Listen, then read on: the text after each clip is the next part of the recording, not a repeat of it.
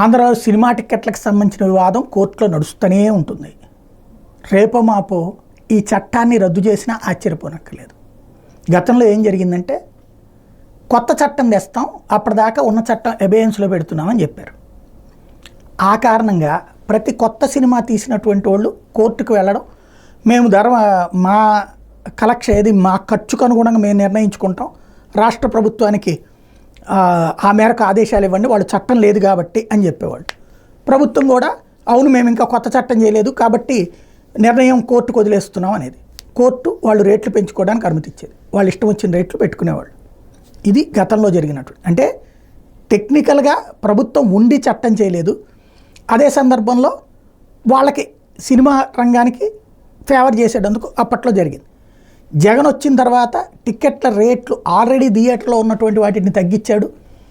దాని మీద కోపగించినటువంటి సినీ పరిశ్రమ ఏం చేసిందన్నది చూసాం.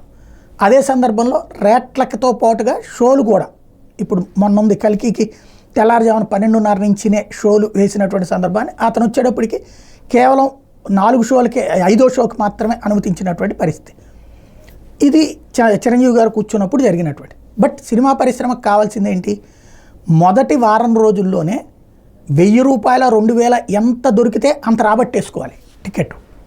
అప్పుడు మొదటి వారంలో ఎంత భారీగా డబ్బులు వస్తే అదే గిట్టుబాటు, మిగతాది సాధారణ ఖర్చు లెక్క అనమాట. అది ఎందుకంటే ఇవాళ రోజున సినిమాలకి ఈ ఓటీటీ ప్లాట్ఫారాలు కావచ్చు, లేదా మౌత్ టాక్ కారణంగా 100కి 90 సినిమాలు పోతున్నాయి, 10% సినిమాలు మాత్రమే నడుస్తున్నాయి. అగ్ర హీరోల సినిమాలకైనా పూర్తి కలెక్షన్ రావట్లేదు. ఆ నేపథ్యంలో గేమ్ నడుస్తున్నటువంటిది ఆ విధంగా జరిగింది.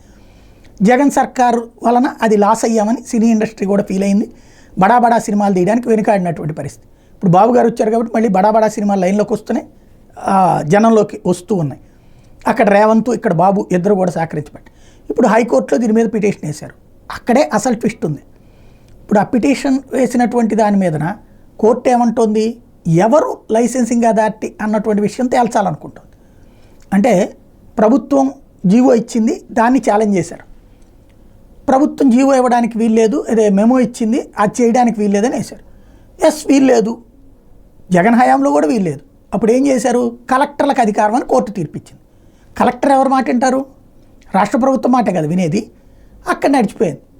ఇప్పుడు రేపు పొద్దున 2 కోణాలు జరగాలి.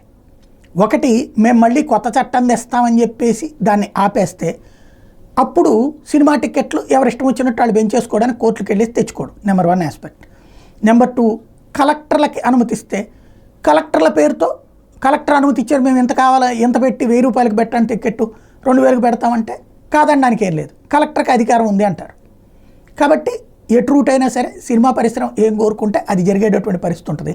కాకపోతే కోర్టుల్లో ఇంతకు మించి ఉండటానికి వీల్లేదు. ఒకనాడైతే కనుక పావలా ₹10 పెరిగితే కమ్యూనిస్టులు ధర్నాలు చేసేటటువంటి రోజు. ఇవాళ టిక్కెట్టు ధరలు పెంచుకోనియనందుకు జగన్ సర్కార్ని గద్దె దించారు అభిమానులు, అందరు హీరోల అభిమానులు.